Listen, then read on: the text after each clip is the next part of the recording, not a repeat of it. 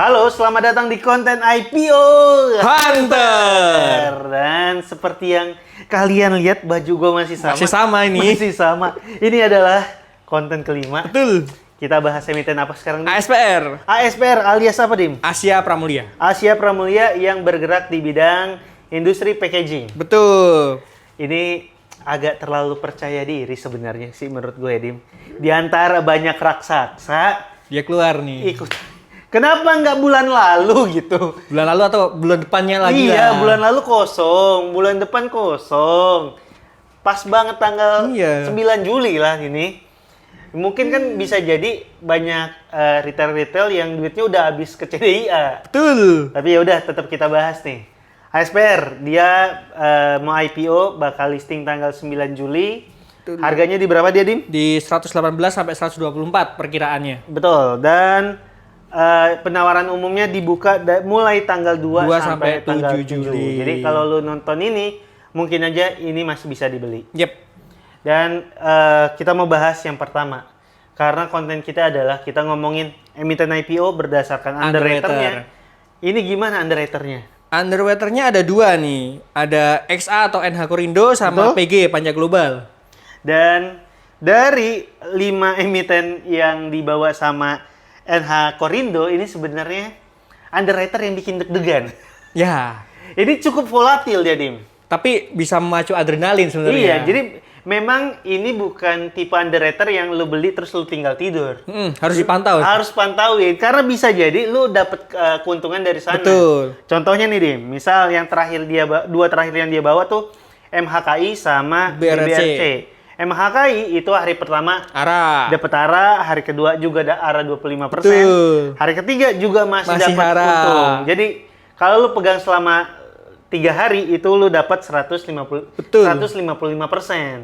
BRRC juga di hari pertama juga ARA tuh. ARA juga. Jadi kalau emang lu ngambilnya cepet, bisa mantau sahamnya, ini lu bisa dapat. Momentumnya pas, kita bisa cuan banyak tuh di situ. Iya, tapi kalau momentumnya nggak pas, emang bikin deg-degan. Betul. Dan kalau kita lihat kan dia udah bawa 5 emiten nih dari tahun 2023. Kalau dipegang jangka panjang memang bukan tipe yang kayak gitu. Betul.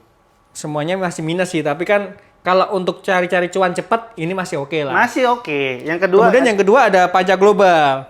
Pajak Global ini ada 2 emiten fenomenal juga. ada apa, Dim? BSBK sama STRK. Kenapa fenomena? Itu sangat volatile. Betul. Jadi diangkatnya juga Jadi, sangat tinggi sampai 100 sampai hampir 200%, tapi juga bisa turunnya juga lumayan. Bisa ku ajak kau melayang tinggi dan ku hempaskan ke bumi. Nah, Jadi itu. lu harus pinter-pinter mencari momentum di mana ini akan membawa ke atas dan lepas. Atau ya, lepasnya nggak usah greedy. Oh, ini bisa naik lagi. Oh, nggak usah gitu. Cukup aja. Oh, kita cuman segini aja cukup. Ya udah. Ini adalah emiten, bukan emiten, maksud gua. Ini adalah tipe-tipe underwriter yang lu belajar untuk merasakan cukup. Betul. Kalau dapat untung 1 hari 2 hari, Ya udah. udah aja Jangan dulu. greedy. Jangan greedy. Ini harus pas momentumnya. Kalau enggak, kita bisa dibanting juga di sini. Betul. Jadi itu kita bahas underwriternya. Kalau secara valuasinya gimana dia, Dim? Secara valuasi sebenarnya ya so-so lah.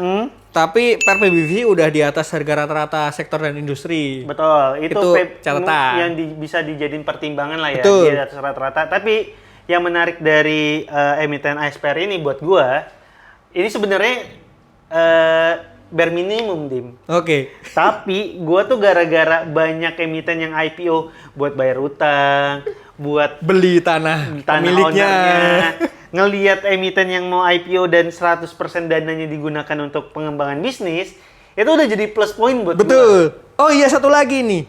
Ini ada nilai plusnya lagi. Apa? Produk kemasannya itu udah masuk BPA free. Oh, Dia oke. fokus ke BPA free.